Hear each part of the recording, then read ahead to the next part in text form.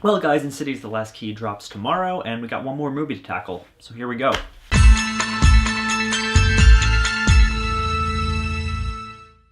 You have to be very careful.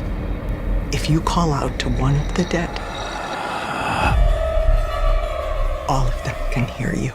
Insidious Chapter 3 should really be entitled Insidious Chapter 0 because it functions as a prequel to the first two. It stars Dermot Mulroney, Stephanie Scott, and Lynn Shay. And as I said, it functions as a prequel to the first two films, telling the story of Elise at a very different time in her life and how she's helping the Brenner family with a really different type of haunting. Once again, this film is written by Leigh Whannell, but this time it's not directed by James Wan. Instead, Leigh Whannell took the director's chair for the first time ever, and he proved himself a bit of a triple threat because not only did he deliver a solid script, act in this film, and direct it, but none of those things felt phoned in or subpar at all. For a film that's now the third in the franchise, it's really surprising that this one is pretty much of the same quality that the first two are. It's got some issues, but overall, Leigh Whannell did a really good job and delivered a really solid follow-up to the first two Insidious films. While this film falters in the sense that you don't have the attachment to the Brenners that you did to the Lamberts after two films, the characters are all really fleshed out and strong. Dermot Mulroney does a great job playing a really struggling single father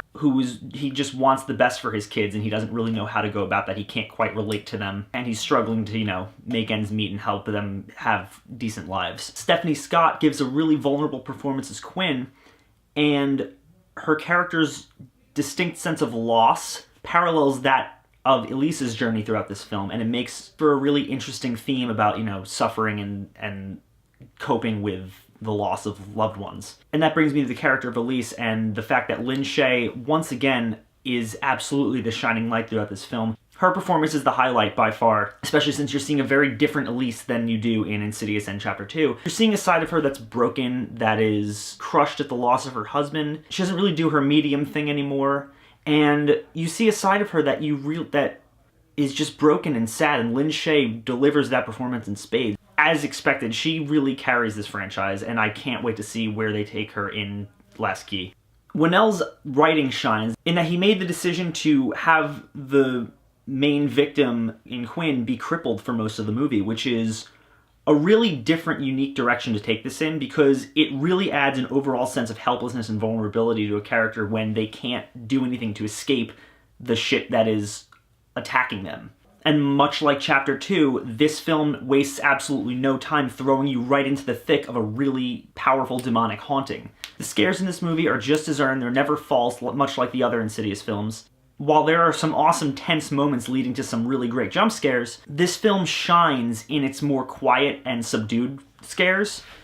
There's a lot of moments of, somebody standing off in the distance just waving creepily, and they shouldn't be there. Creepy knocking in the walls, shadowy figures coming out of the background, and nobody else sees them. There's one specifically great scene involving the demon slowly moving around the room and turning out all sources of light while the main character lies helpless on the floor. That's awesome. That is one of the most tense sequences in this film, and it's great. The main thing I love is the demon itself in this film, the man who can't breathe, or the wheezing demon, whatever they call him, is a really unique creature that you haven't seen before in this franchise. He's this frail old man in a hospital gown with a breathing apparatus on, and he's really just creepy and sickly looking. And Leigh Whannell, when he was originally describing him, said he looks as though he's the physical embodiment of cancer, which I think is really fascinating. It's a really cool demon design, and I like it a lot. It's definitely something we haven't quite seen before, and I appreciate that. I appreciate the new directions this franchise continues to take. It's definitely not a perfect film. It does have some issues, mainly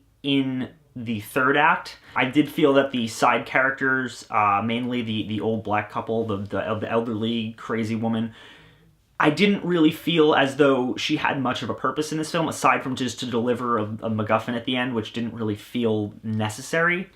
I felt like there were better ways to go about it. She just felt like she was there to kind of rattle off a bit of exposition and then die, and there was no point to that. It felt unnecessary. Then playing off that into the third act, the means of defeating this demon at the end feel a bit unearned in the sense of it's a deus ex machina that comes in the form of a letter from Quinn's deceased mother, but that letter is never mentioned before. It's never really addressed as to why Quinn hasn't found it yet.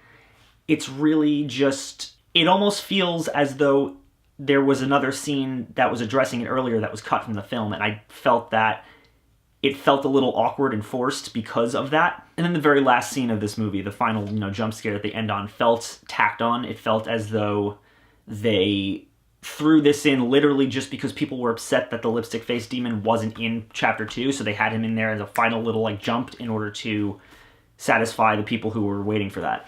And I didn't feel that was necessary. I felt that it could have done without it, and it would have probably ended a bit stronger.